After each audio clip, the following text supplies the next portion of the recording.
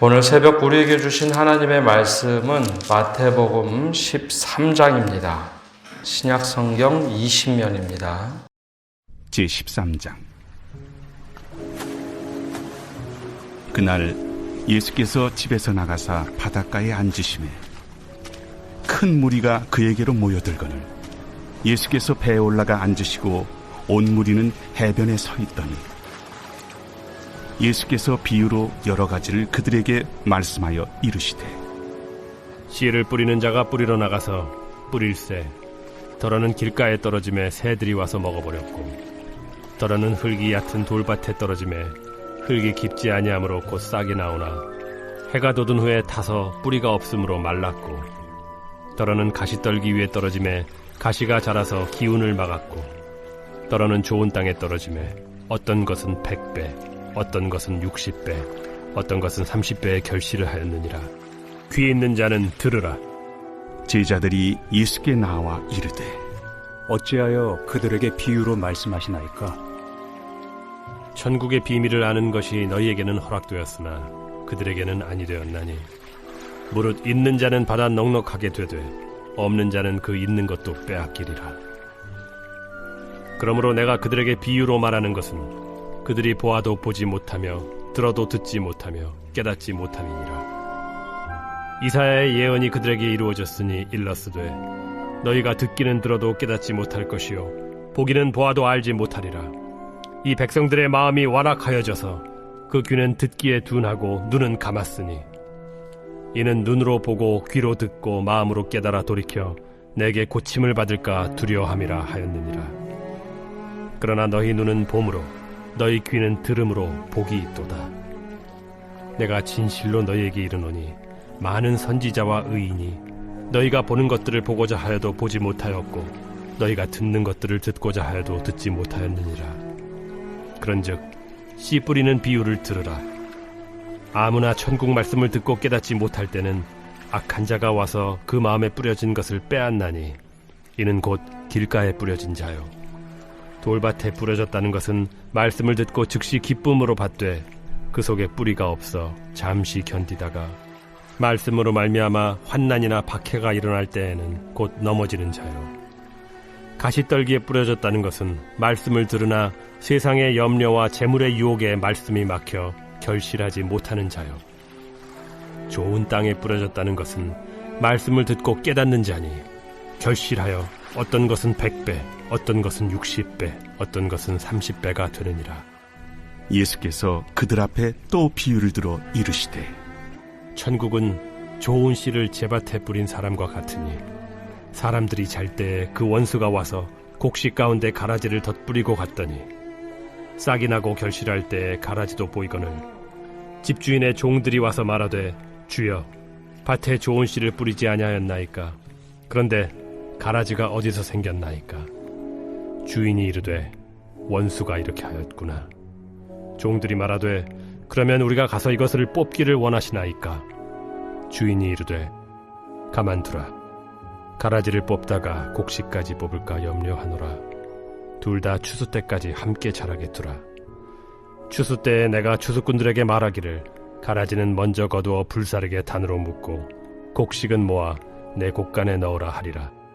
또 비유를 들어 이르시되 천국은 마치 사람이 자기 밭에 갖다 심은 겨자씨 한 알 같으니 이는 모든 씨보다 작은 것이로되 자란 후에는 풀보다 커서 나무가 되매 공중의 새들이 와서 그 가지에 깃들이느니라. 천국은 마치 여자가 가루 서말 속에 갖다 넣어 전부 부풀게 한 누룩과 같으니라.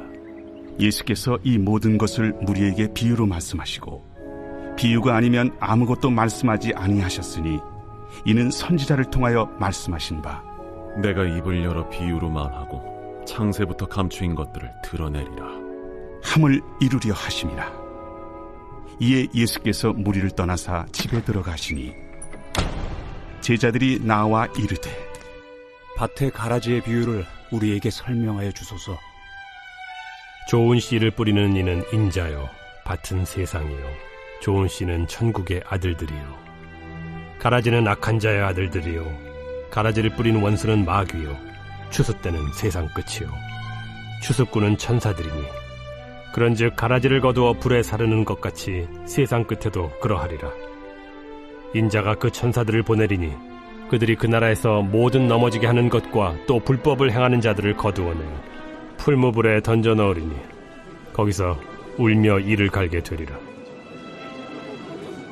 그때 의인들은 자기 아버지 나라에서 해와 같이 빛나리라. 귀 있는 자는 들으라.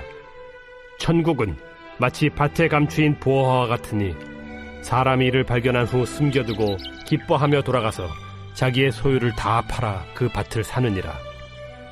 또 천국은 마치 좋은 진주를 구하는 장사와 같으니 극히 값진 진주 하나를 발견하며 가서 자기의 소유를 다 팔아 그 진주를 사느니라. 또 천국은 마치 바다에 치고 각종 물고기를 모는 그물과 같으니 그물에 가득함에 물가로 끌어내고 앉아서 좋은 것은 그릇에 담고 못된 것은 내버리느니라. 세상 끝에도 이러하리라. 천사들이 와서 의인 중에서 악인을 갈라내어 풀무불에 던져 넣으리니 거기서 울며 이를 갈리라. 이 모든 것을 깨달았느냐? 그러하오이다.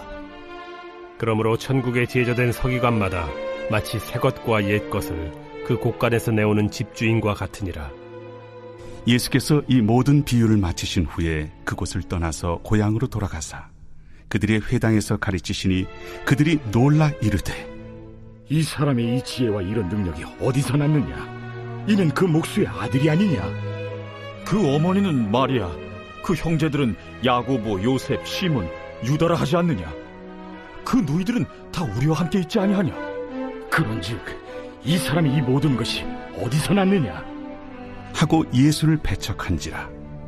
예수께서 그들에게 말씀하시되 선지자가 자기 고향과 자기 집 외에서는 존경을 받지 않음이 없느니라.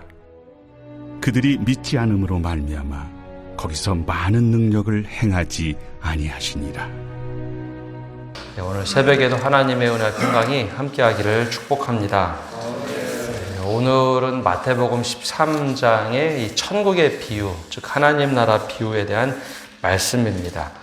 앞에 나오는 세 가지 씨 뿌리는 비유에 대한 이야기도 있고 또 뒤에 모든 물건을 팔아서 가치 있는 천국에 투자한다는 비유도 있습니다. 그래서 앞에 말씀하시면서 이 비유로 들으셨기 때문에 구절처럼 귀 있는 자는 들으라 하시니라. 즉 비유라는 것은 사람이 어떻게 깨닫느냐에 따라서 그 풍성함과 그 깊이를 더할 수 있습니다. 근데 요즘에는 이단들이 비유라는 용어를 써서 단어를 오염시키다 보니 비유라는 것을 어떻게 이해를 하는가 고민이 됩니다. 주님께서 비유 들으신 것들이 참 많습니다. 특별히 천국의 비유의 경우에는 씨 뿌리는 비유 혹은 건축의 비유, 그렇게 비유를 들으신 이유는 믿음이라는 것은 많이 배웠다고 많은 것을 갖는 것도 아니고 못 배웠다고 못 갖는 것도 아니고 그 비유를 어떻게 내가 잘 말씀의 씨앗을 받은 후에 어떤 내 마음의 가치인가 또 내가 어떻게 그 지혜를 깨달았는가에 따라서 풍성함을 누릴 수 있기 때문입니다. 오늘 말씀에 나오는 천국의 비유는 죽어서 들어가는 천국의 비유보다는 지금 이 땅에서 우리가 어떻게 살아갈 것인가 이미 하나님의 나라가 이미 시작되었다라는 그 비유에 조금 더 가깝습니다. 물론 나중에 후반부에 나오는 비유는 죽어서 들어가는 천국의 비유도 있지만 대체적으로는 이 땅에서 어떻게 살아갈 것인가에 대한 비유입니다. 그럼 제일 먼저 나오는 비유는 어떤 비유인가? 우리가 잘 알고 있는 것인데요. 씨를 뿌리는 자가 뿌렸을 때 더러는 길가에 또 돌밭에 또 가시덤불 위에 또는 좋은 밭에 뿌려진 씨앗과 같다라고 하는 천국의 비유입니다. 이 말씀을 우리가 이제 조금 더 깊이 생각해 보면 하나님은 오늘도 하나님의 일을 하고 계시다라는 겁니다. 복음의 씨앗을 또 말씀의 씨앗을 모든 사람에게 골고루 뿌려주십니다. 야, 너는 길가니까 미리 판단하시고 너는 절대 안 돼. 돌밭이니까 가시덤불이니까 좋은 밭이니까 더 뿌려줘야지. 그런 것이 없이 골고루 뿌려주신다는 거죠. 근데 그 사명을 우리에게 맡겨주신 겁니다. 복음의 씨앗이란 것은 우리가 스스로 먼저 판단하고 저 사람은 저런 밭이니까 먼저 판단하고 뿌리는 게 아니라 모두에게 골고루 뿌린다라는 겁니다. 단지 이게 우리에게 맡겨주신 사명이 아니라 또 저에게 맡겨주신 사명은 말씀의 씨앗을 뿌리는 겁니다. 성도들이 복음의 씨앗을 뿌린다면 저는 말씀의 씨앗을 뿌리는 겁니다. 이 사람은 좋으니까 나쁘니까가 아니라 모두에게 골고루 뿌리되 그것을 수용하고 받는 것은 우리들의 몫입니다. 그래서 이 우리들의 마음밭이 어떻게 되어 있느냐, 그것은 20절에서 23절까지 계속해서 나오죠. 돌밭에 뿌려진 모습, 또 가시떨기에 뿌려진 모습, 예수님이 설명을 해주시죠. 또 오늘 말씀을 자세히 보면 사람들의 성향에 따라 이 말씀의 해석을 달리 하셨다는 겁니다. 모두에게는 비유로 설명을 하셨는데 제자들이 이 비유를 잘 깨닫지 못하면 예수님께 다시 묻습니다. 도대체 이 비유가 어떤 비유입니까? 그러면 예수님이 제자들에게 이 비유를 하나하나 설명을 해줍니다. 어떤 밭일까요? 제자들은 좋은 밭입니다. 깨닫지 못하면 예수님께 또 물어보죠. 저 뒤에 나오는 알곡과 가라지 비유도 그렇습니다. 모든 사람에게 비유로 말씀하셨는데 그들이 깨닫지 못하자 예수님께 물어봅니다. 주님, 이거는 어떤 뜻입니까? 그러면 주님이 그때 막 꾸짖는 경우도 있었지만 대체적으로는 꾸짖으면서도 왜 너희들 다른 사람들처럼 깨닫지 못하느냐 하면서 비유로 다시 이 비유는 이런 의미다라고 말씀해 주시죠. 이게 바로 좋은 밭입니다.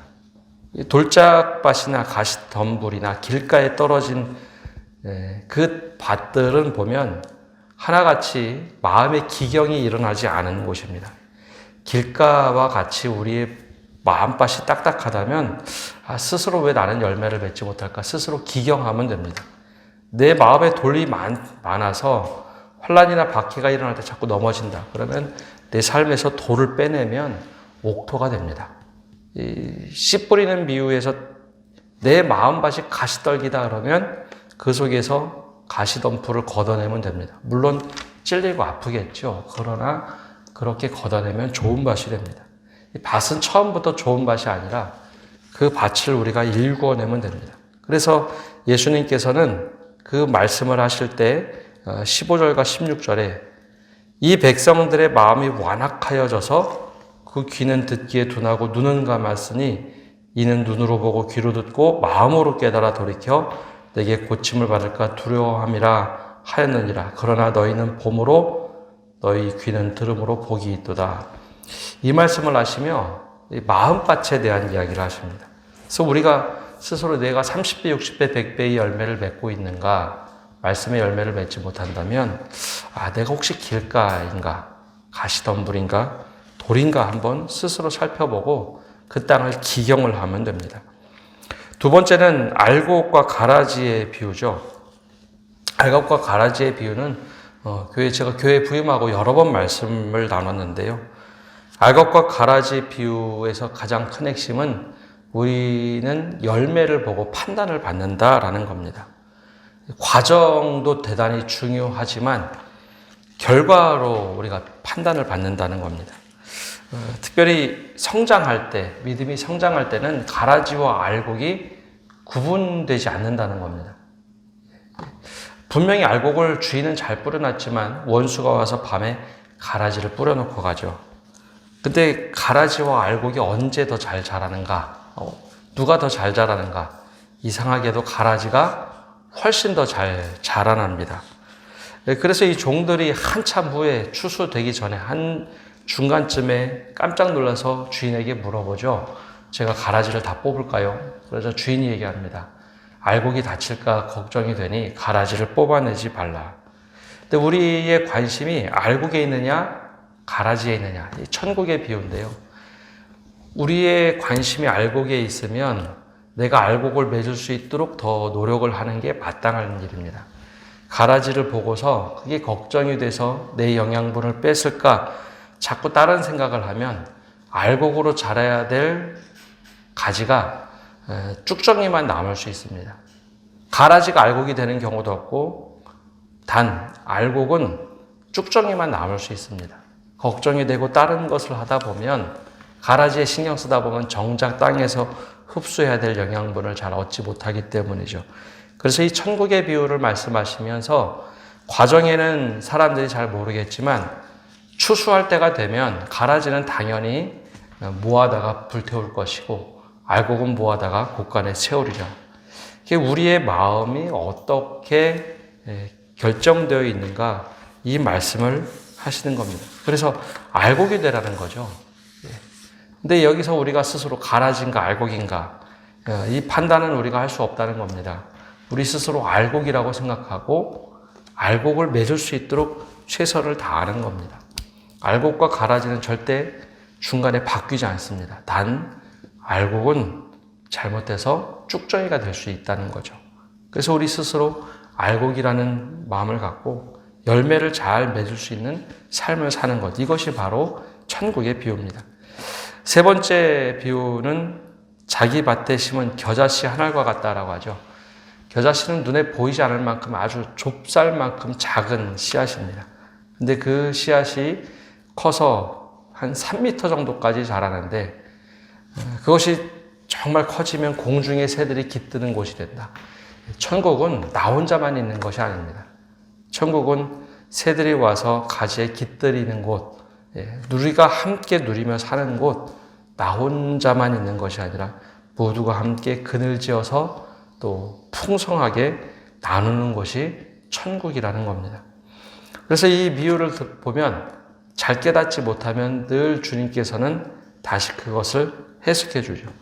물론 이 앞에 씨앗의 비유로도 하시고 저 뒤에는 보물의 비유, 좋은 진주의 비유, 또 그물과 같은 비유로 세 번에 걸쳐서 또 다시 한번 말씀하십니다. 두 번째 나오는 감추인 보화, 밭에 감추인 보화 비유나 좋은 진주를 구하는 장사, 여기에는 어떤 의미를 담고 있는가 하면 천국은 우리가 모든 것을 다 팔아서 바꿔도 괜찮을 만한 가치가 있다는 곳입니다. 내가 스스로 그런 가치를 하나님의 나라의 비유로 생각하지 못한다면 우리는 거래를 하려고 하죠. 하나님, 내가 이 정도가 있는데 하나님, 내가 천국을 누릴 수 있는 것을 자꾸 거래를 하려고 합니다. 근데 하나님 나라는 거래의 대상이 아니라 내 모든 인생을 걸어서 바꿀 만한 가치가 있는 곳, 그곳이 바로 천국, 하나님의 나라라는 겁니다. 그래서 이것을 깨닫는 사람들에게는 그것을 바꿀 만한 가치로 우리가 살아가지만 그것을 내가 가치를 못 느낀다면 그냥 살아간다는 거죠. 하나님의 나라 비유, 이 천국의 비유는 우리 마음 밭에서부터 시작합니다. 나는 어떤 마음의 밭을 가지고 있는가. 구약과 신약의 성경에 관통하는 것은 아무리 선지자들이 외쳐도 이것을 사람의 말로 듣는 사람들에게는 그냥 예레미야 선지자가 얘기했나 보다, 바울이 이야기했나 보다, 사람의 말로 받아들이면 아무런 열매가 없지만 하나님의 말씀으로 받는 경우에는 풍성한 열매를 맺었습니다. 현대에 들어서도 똑같습니다. 설교를 목사가 전하는 말로만 생각한다면 그건 아무런 열매가 없습니다. 근데 이것을 하나님의 말씀으로 동일하게 생각한다면 그 속에서 열매를 맺기 시작을 합니다. 그래서 성경을 우리가 예레미야의 말씀 혹은 이사야의 말씀, 바울이 쓴 서신서라고 생각하면서도 하나님의 말씀으로 받는 이유는 하나님께서 그 사람들을 통해서 전했던 것 같이 지금도 동일합니다. 목회자가 하나님의 말씀을 어떻게 대언하느냐, 그 마음밭에 열매를 맺을 때 그것이 하나님의 나라가 우리에게 임한다라는 겁니다. 오늘 말씀을 듣고 우리는 어떤 밭인지, 또 알곡을 되기 위해서 얼마나 노력을 하는지 우리 스스로 돌아보고, 주님, 제가 이렇게 열매를 맺고 있습니다. 그 열매를 주님과 모든 사람들과 함께 나누겠습니다. 이 고백을 가지고 살아가시는 성도 여러분 되시기를 바랍니다. 기도하겠습니다. 하나님, 오늘도 저희가 새벽에 나와서 말씀을 듣고 나갑니다. 주님께서 제자들에게 또 많은 사람들에게 비유를 들으실 때 그 비유를 받아내는 마음의 밭이 어떤지 우리 스스로 한번 돌아보게 하여 주옵소서.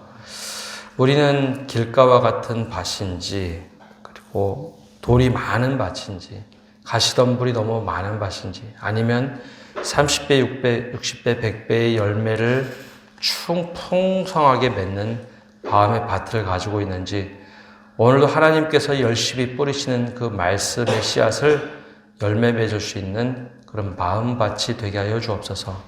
더 나아가서 우리가 6월 18일 새생명 축제를 하는데 준비된 밭들은 참 많은데 이것을 뿌릴 사람들이 얼마나 있는지 우리 스스로 하나님께 붙들린 사람 되어서 복음의 씨앗들을 잘 뿌릴 수 있는 사람들이 되게 하시고, 또 각자 처소에서 그 마음밭에 열매를 맺을 수 있도록 은혜를 내려 주시옵소서. 또한 더 나아가서 우리가 가라지 걱정에 알곡이 쭉정이가 되는 일이 아니라 정말 주님께서 우리에게 알곡으로 살도록 하셨는데 얼마나 더 풍성한 알곡을 맺을 수 있는지 최선을 다해서 알곡을 맺는 사람이 되게 하시고, 정말 추수할 때 주님의 기쁨이 되는 열매 맺는 삶이 되도록 축복하여 주옵소서.